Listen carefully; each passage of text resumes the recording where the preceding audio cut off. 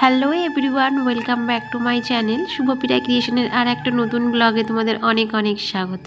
আশা করি সবাই ভালো আছো ও সুস্থ আছো, আর আমিও বেশ ভালো আছি। এখন বাজে সকাল 9টা। ব্লগটা এখন থেকে স্টার্ট করলাম তোমাদের সাথে নিয়ে। আজ ছেলের স্কুল ছুটি, তো আজকে না একটু ঘুম থেকে উঠতে দেরি করেই উঠলাম। ওই ধরো 7:30 পৌনে 8টা নাগাদ ঘুম থেকে উঠেছি। আর তার মধ্যে আমি ঘর ঝাড় দিয়ে ঘর মোছাও হয়ে গেছে, আর ছেলেও ঘুম থেকে উঠে গেছে। তো সেই জন্য না বিছানার চাদরটাও আমি চেঞ্জ করে দিলাম, কারণ আজকে বিছানার চাদরটা ধুয়ে দেবো। আর এখানে দেখো আমার ছেলে ক্যামেরার সামনে হেলিকপ্টার নিয়ে তোমাদের দেখাচ্ছে। মানে ও বুঝতে পারছে না যে এটা কিভাবে দেখাবে, তাই ক্যামেরার সামনে এনে তোমাদের দেখাচ্ছে। আর আমাকে না বন্ধুরা 2 দিন ছাড়া ছাড়াই বিছানার চাদর চেঞ্জ করতে হয়, কারণ না খুবই নোংরা হয়ে যায় চাদর।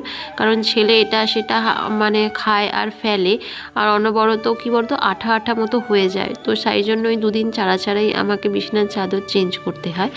আর এখন দেখো চলে এসেছি সকালের কিছু বাসন মাজতে। ধরো চা খেয়েছিলাম, ছেলেকে খাইয়েছিলাম, তো কতগুলো বাসন পড়ে রয়েছে, তো ভাবলাম যে একেবারে মেজেই নিই।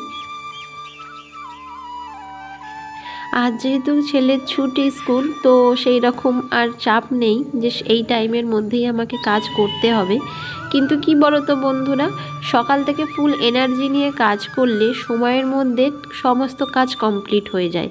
কিন্তু ওই যে মাঝে মাঝে না একটু লেজিপনা হয়, যে একটু ছুটির দিন একটু বেশি করে ঘুমোই, তো ঘুম তো আর হয় না, মানে ঠিক টাইমেই উঠে যায় বন্ধুরা, কিন্তু এপাশ ওপাশ করতে করতে সেই একটু লেটই হয়ে যায়। বেশি বাসন না একসাথে মাজতে গেলে ভীষণই বিরক্তি লাগে। তো যখনই অল্প অল্প বাসন পড়ে বন্ধুরা, তো আমি এক এক করে ধুয়ে নিই, তাহলে চাপটাও কম থাকে, আর মাজতে ধুতে গেলেও আর বিরক্তি লাগে না।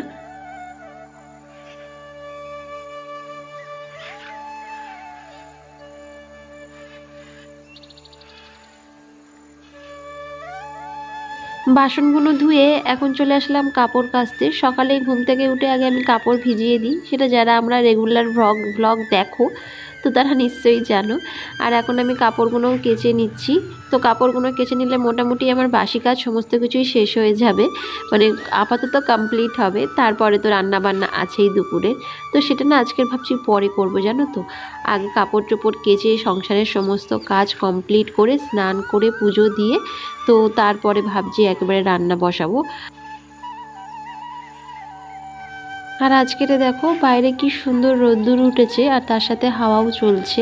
মানে গরম যে পড়েছে একটু একটু, সেটা আর অনুভব হচ্ছে না, কারণ গতকাল রাতেই না খুব বৃষ্টি হয়েছে, সেটা তোমাদের আমি ব্লগের মাধ্যমে দেখিয়েছি। তো কি হয় বলো তো, এখন 2-3 দিন ধরে আমি খেয়াল করছি যে সকালবেলাটা একটু একটু গরম লাগে, আর এইরকম হাওয়া চলে, আর সন্ধ্যে থেকেই 2-1 ফোঁটা করে বৃষ্টি শুরু হয়, প্রায় রাতের দিকে বেশ ভালোই বৃষ্টি হতে থাকে। তো এই রকমই এখন ওয়েদার চলছে। কিন্তু এক কথায় কি বলো তো, খুব সুন্দরই ওয়েদার, মানে ঘুরে বেড়ানোর ক্ষেত্রে এই ওয়েদারটা খুবই ভালো।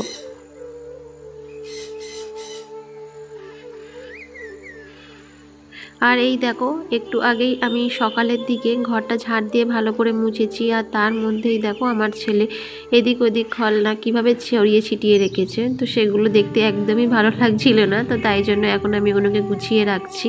আর এখন চলে এসেছি এই বেসিনটা পরিষ্কার করতে, কারণ 2 দিন হলো না এই বেসিনটাকে আমি পরিষ্কার করতে পারছিলাম না সময়ের অভাবে। তো আজকের ভাবলাম চলো এটাকে পরিষ্কার করে তারপরে একেবারে স্নানে যাব। আর কি বলতো, সাদা যেহেতু বেসিন, তো খুব তাড়াতাড়ি নোংরা আটকে যায়। দূর থেকে হয়তো ক্যামেরার মাধ্যমে বোঝা যায় না বন্ধুরা, কিন্তু আমি যেহেতু সামনে থেকে পরিষ্কার করি না, তো ভালোই নোংরা বেশ বোঝা যায়। আর এখানে দেখো আমার ছেলে একটা গাড়ি এনে তোমাদের দেখাচ্ছে, এটা হচ্ছে একটা ব্যাটারি গাড়ি, তো এর মধ্যে না আলো জ্বলে। তো 2-3 দিন আগে ওর পাপা ওকে এটা এনে দিয়েছে, তো সেটাই এখন তোমাদের দেখাচ্ছে, আর আমাকে কনস্ট্যান্ট বিরক্ত করে যাচ্ছে যে এটা তোমাদের দেখানোর জন্য।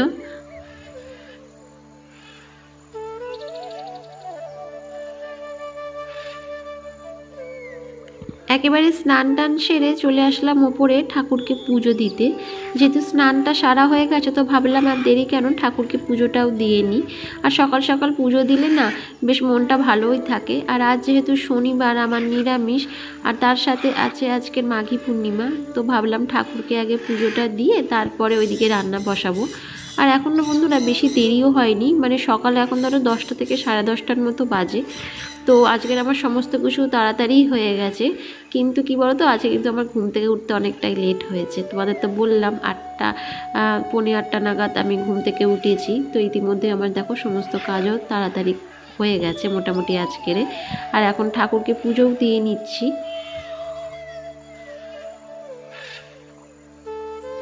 আজকের সকালে যদি ব্রেকফাস্ট বানাতে যেতাম তাহলে হয়তো এত তাড়াতাড়ি ঠাকুরকে আমি পুজো দিতে পারতাম না স্নান সেরে, কিন্তু যেহেতু আজকে সকালে আমি ব্রেকফাস্ট বানাইনি তাই জন্য আমি সমস্ত কাজগুলো সময়ের আগেই কমপ্লিট করে ফেলেছি। আর যদি ব্রেকফাস্ট বানাতাম তাহলে হয়তো আর হতো না। তা বলে যে না খেয়ে থাকবো বা আছি তা নয় বন্ধুরা, সকালে যে চা বানিয়েছিলাম তো তার সাথে না প্যাটিস যে বিস্কুটগুলো আছে তো সেগুলো খেয়েছিলাম। তো তাই জন্য সকালে আর আজকের ব্রেকফাস্ট বানাইনি। আর আজকের দেখো একটু পাঁচালি পড়লাম, কারণ যেহেতু আজকের মাঘী পূর্ণিমা, তো একটু পাঁচালি পরে ঠাকুরকে পুজো দিলাম।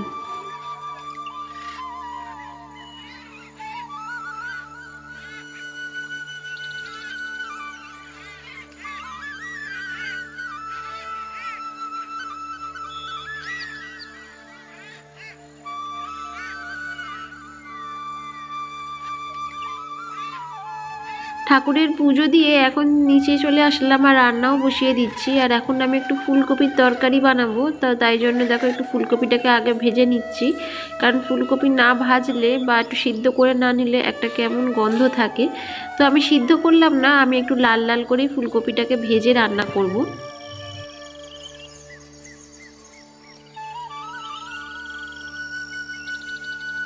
আর এই যে দেখো আমার ফুলকপির তরকারিটা মোটামুটি হয়ে এসছে, আর ওইদিকে আমি ভাতও বসিয়ে দিয়েছি। আর এখন প্রায় কটা বাজে বলো তো, 12টার মতো বাজে। আর এই যে দেখো আমার রান্না বান্না করা কমপ্লিট। এদিকে ডাল, আলু ভাজা, ফুলকপি আলুর তরকারি আর রয়েছে পাঁপড় ভাজা। এই হচ্ছে আজকের আমাদের দুপুরের মেনু।